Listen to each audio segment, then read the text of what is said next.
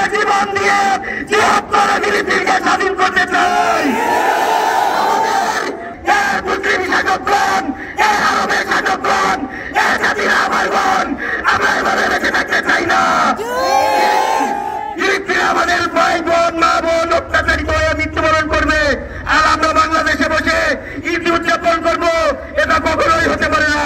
Doctor Yunus সাহেব, আপনি সকল বিশ্বের মোড়লদেরকে নিয়ে এই ইসরায়েলের বিরুদ্ধে আপনি কঠোর হন এবং ফিলিস্তিনের উপর যে হামলা হচ্ছে আপনি মোড়লদের সাথে কথা বললে অবশ্যই ফিলিস্তিনের হামলা বন্ধ হবে।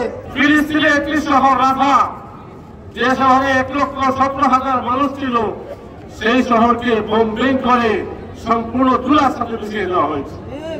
ফিলিস্তিনের বাচ্চারা আজকে কাঁদছে, তারা আজকে অসহায়, তারা বারবার বলছে আখরিজনা মিন হাযিহিল কারিয়াতিল যালিমা আহলুহা ওয়াজআল লানা মিন লাদুনকা ওয়ালিয়্যা ওয়াজআল লানা মিন লাদুনকা নাসীরা। আমরা কি আজকে মুসলমানদের পক্ষে দাঁড়াতে পারি না?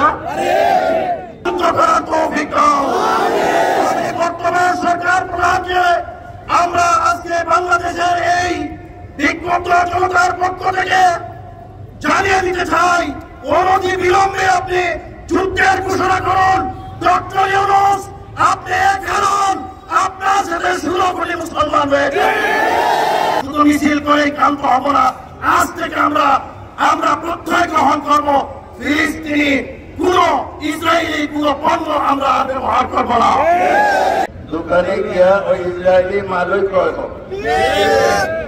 আপনাকেই যে ফিরে আসছে ঠিক সেই ছাত্র জনতা এবং এই 18 কোটি মানুষ আপনার নেতৃত্বে মিছিল করে আমরা ফিলিস্তিন যেতে চাই।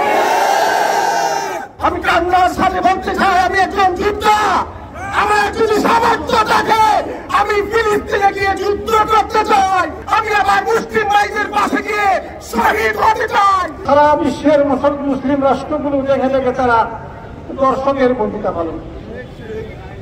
কতটা মুসলমান কামিন ফিয়াতিন কালিলাতিন গালাবাত ফিয়াতান কাসীরাতান বিইযনিল্লাহ, এটার উপর তাদের আস্থা নেই, বিশ্বাস নেই। আমি তো একতার উপর বিশ্বাস যে আমাদেরকে রাস্তা দিন, বাংলাদেশের বন্দুক রাইফেল আমাদের হাতে দিন, চালাও ব্যবস্থা দিন, ইনশাআল্লাহ ইসরায়েলের পতন ঘটে।